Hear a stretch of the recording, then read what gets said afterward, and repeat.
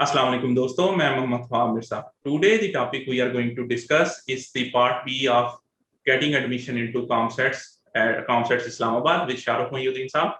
In the first part, we discussed how you could get admission into ComSets generally, and in this video, we are going to discuss the more specific parts of which were asked in the comment section of our interview.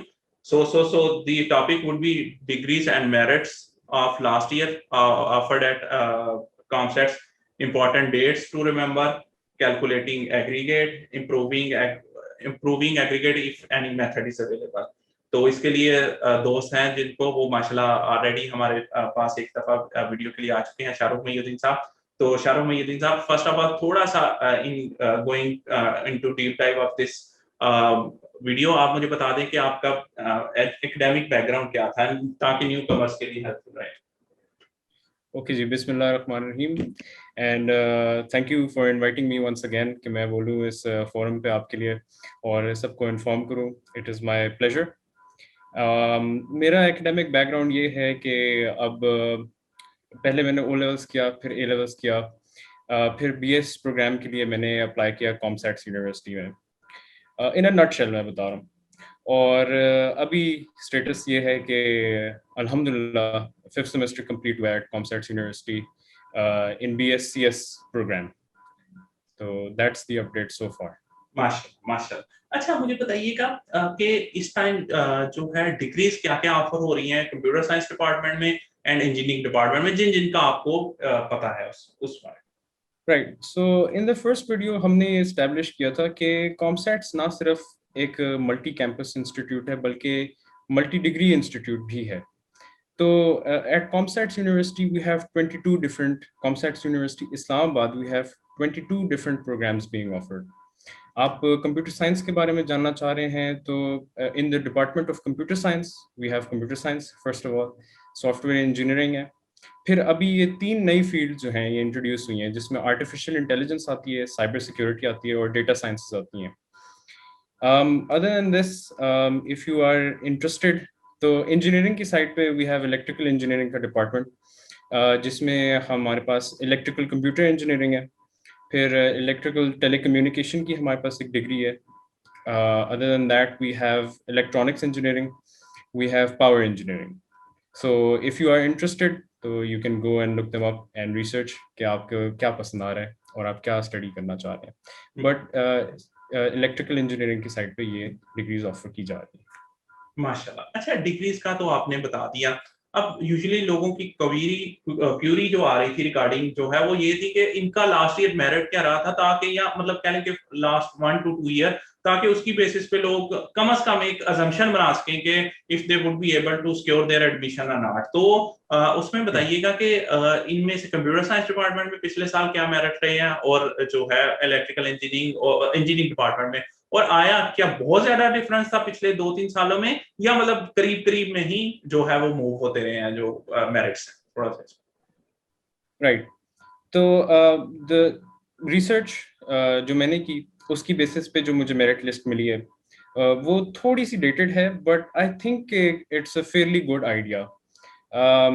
2020 की जो merit list थी fall की, उसमें मुझे ये पता चला कि कंप्यूटर साइंसेस की जो डिग्री है उसका फाइनल मेरिट बना था 86.43, सॉफ्टवेयर इंजीनियरिंग जो थी इसका बना 85.23, कंप्यूटर इंजीनियरिंग जो थी उसकी 81.25, और इलेक्ट्रिकल इंजीनियरिंग अगर इंजीनियरिंग की तरफ आ जाए तो 77.39 उसका बना था, इलेक्ट्रॉनिक्स इंजीनियरिंग 77.05। तो अगर जनरल टेंट के बारे में बात की जाए तो ये इसी के लगभग ही 85, 86, 87 इसी के लगभग रहता है अगर आप कंप्यूटर साइंस में जाना चाह रहे हैं, और अगर इंजीनियरिंग की तरफ जा रहे हैं तो वो ज्यादातर 80 के करीब, 75 to 80 के दरमियान होगा। जी ठीक, सही सही, माशाल्लाह। ये तो आपने बड़ा बड़ा जो है जैसे कहते हैं एलेबोरेटिव वे में बता दिया। थोड़ा सा बता दें कि स्टूडेंट्स को मसला, व्यूअर्स को ये मसला आ रहा था कि वो मेरिट कैलकुलेट नहीं कर पाते हैं या उसकी बेस पे अजम्पशन नहीं बना पाते हैं। तो कोई ऐसी मतलब आपके पास कोई फार्मूला हो या वेबसाइट हो जिसकी बेसिस पे जो है ओवरऑल वो कैलकुलेट कर सकें खुद की बेसिस पे, ताकि उनको मसला ना हो। तो एक तो थोड़ा सा पहले फार्मूला एलेबोरेट कर दीजिएगा और उसके बाद कोई वेबसाइट या कोई भी हेल्पिंग मटेरियल रिगार्डिंग इट हो तो वो जो है उसको मेंशन कर दीजिएगा। राइट। तो सबसे पहले फॉर्मूला एलैबोरेट कर लेते हैं हम। तो फॉर्मूला में बेसिकली ये है कि 10% आपके मैट्रिक्स के मार्क्स जो हैं वो इंक्लूड किए जाएंगे, 40% आपके एफएससी के मार्क्स होंगे और 50% मार्क्स जो हैं एनटीएस के होंगे। तो ये हमारे पास एक बेसिक फॉर्मूला है कि आप अपने 10% मैट्रिक के मार्क निकाल लें, उनको ऐड कर लें 40% एफएससी के साथ, और जो आपके एनटीएस के साथ हैं वो उनके साथ ऐड कर लें, तो ये आपका ओवरऑल एक एग्रीगेट बन जाएगा। और अगर वेबसाइट के बारे में बात की जाए तो जी बिल्कुल, एक वेबसाइट है वो eduvision.edu.pk, ये एग्जिस्ट करती है और ये ऑनलाइन कैलकुलेटर है। और इसमें आपने सिर्फ ये करना है कि आपने एफएससी के मार्क्स एंटर करने हैं, obtain marks and total marks, और मैट्रिक के मार्क्स एंटर करने हैं, obtain marks and total marks, और फिर एनटीएस के मार्क्स एंटर करने हैं। तो और उसके बाद ना ये आपको ये तक बता देगा कि किस डिसिप्लिन में प्रोबेबिलिटी आपकी है कि हो जाएगा एडमिशन। अदर देन दैट, इसके बारे में जो एक अच्छी बात है वो मैं ये बताना चाहूँगा कि ये जो पुरानी मेरिट लिस्ट जो आई होती है ना, ये उसका मेरिट के साथ खुद ब खुद ही कंपेयर कर लेती है। तो you don't have to think about कि यार अब मैं मेरिट लिस्ट देखूं उसके साथ कंपेयर करूं, इस तरह का सोचने की जरूरत नहीं पड़ती है। बस ये बैक एंड पे इसने खुद ही उसको कंपैरिजन में रखा हुआ होता है, एंड देन वो आपको रेकमेंड करती है कि आप किस किस क्या प्रोबेबिलिटी कि आप किस प्रोग्राम में जा सकते हैं। माशाल्लाह माशाल्लाह, ये तो बहुत बहुत ही हेल्पफुल वेबसाइट होगी। मतलब ईजनेस रहेगी कि आप जो है वो आपको ये भी मतलब पिछले साल के मेरिट की बेसिस पे आपको ये भी असम्पशन मिल सकती है कि आप कौन सी डिग्रीज में आ सकते हैं कि नहीं आ सकते। बिल्कुल। अच्छा, मुझे बताइएगा कि स्टूडेंट्स के पास अभी फॉल में कोई चांसेस है अगर वो इम्प्रूव करना चाहे एग्रीगेट को, मतलब ऑब्वियसली एनटीएस की बेस पे कर सकेंगे, एफएससी वगैरह तो ऑब्वियसली इस साल में तो अब नहीं कर सकेंगे, फर्दर उनको मूव करना पड़ेगा या फर्दर सेमेस्टर में, लेकिन अभी के लिए कोई ऐसा चांसेस है कि किसी वजह से वो जो है कॉन्सेप्ट्स के जो है एग्रीगेट ओवरऑल इम्प्रूव कर सके अपना? Well, at this specific point तो देखना पड़ेगा कि एप्लीकेशन दोबारा से करनी पड़ेगी कि नहीं। तो इस पे सर्टन वर्ड मैं नहीं दे सकता, बट ये है कि एनटीएस जो है वो टेस्ट आप you can give again and again. ठीक है, मैं एनटीएस एक दफा देता हूँ, 2 दफा देता हूँ, 3 दफा देता हूँ, 4 दफा देता हूँ। तो फर्ज करें कि मैंने 4 दफा ही दिया, तो उनमें से जो बेस्ट स्कोर है उसको कंसिडर किया जाएगा। एनटीएस के बारे में सबसे अच्छी बात यह है। और वेल, एग्रीगेट को इम्प्रूव करना अगर चाहें तो उसके बेसिकली आई वुड से कि 2-3 तरीके हैं। एक तरीका ये है कि आप मैट्रिक के कोई पेपर दोबारा दें, विच आई वुड नॉट रिकमेंड, या एफएससी के पेपर दोबारा दें, not recommend at all. NTS आप दें, मैं कहूँगा मल्टीपल दफा दें और उसमें इम्प्रूव करें, क्योंकि एनटीएस देखा जाए तो ज़्यादा आसान भी है और मतलब बेस्ट स्कोर कंसिडर होता है। तो मतलब इससे अच्छा कुछ हो नहीं सकता इन माय ओपिनियन। डन हो गया, माशाल्लाह। अच्छा अच्छा, मुझे बताइएगा कि आप कॉन्सेप्ट्स की कौन सी डिग्रीज की रिकमेंडेशन देंगे कि मतलब ये वाली डिग्रीज जो है इनकी स्पेशलिटी है, मतलब इसमें इनका मेयार जो है ओवरऑल पाकिस्तान में जो है वो बहुत बेहतर है, वो कौन कौन सी डिग्रीज कॉन्सेप्ट्स की हैं? राइट। सो 2-3 बातें जिनको मैं हाईलाइट करूंगा। सबसे पहली बात तो ये होगी कि अगर एकेडमिक पॉइंट ऑफ व्यू से देखें कॉमसेट्स यूनिवर्सिटी इस्लामाबाद को, तो सीएस और सीएस का जो डिपार्टमेंट है नंबर 1, उसको उससे ऊपर मैं किसी और चीज़ को रेकमेंड नहीं कर सकता। उससे सेकंड नंबर पे अगर आप मेरे से पूछें तो मैं प्रॉब्ली आर्किटेक्चर के डिपार्टमेंट को रेकमेंड करूंगा। वो भी एक काफ़ी अच्छा डिपार्टमेंट है जो कि बहुत अच्छे स्टूडेंट्स प्रोड्यूस कर रहा है। अदर देन दैट, आप इंजीनियरिंग की साइड पे भी जा सकते हैं, but this is your third preference. और बीबीए और बिजनेस, ये वाले डिपार्टमेंट्स और बिजनेस वाली साइड जो है that is also I would से प्रिटी गुड, प्रिटी गुड। और ये था academic point of view. Second तो ये कि इन माय ओपिनियन बंदे को जो पसंद आता है ना वही उसको परस्यू करना चाहिए, और उसी को जितना अच्छा बंदा कर सके वो करना चाहिए। और जो थर्ड बात है वो ये है कि अगर आप देखें ना तो an institute is not just पढ़ाई। एक इंस्टीट्यूट में ना आपकी एक ओवरऑल ग्रूमिंग होती है, एक ओवरऑल आपको आपकी एक मेंटल जो स्टैचर होता है उसको ऊपर लेके जाया जाता है।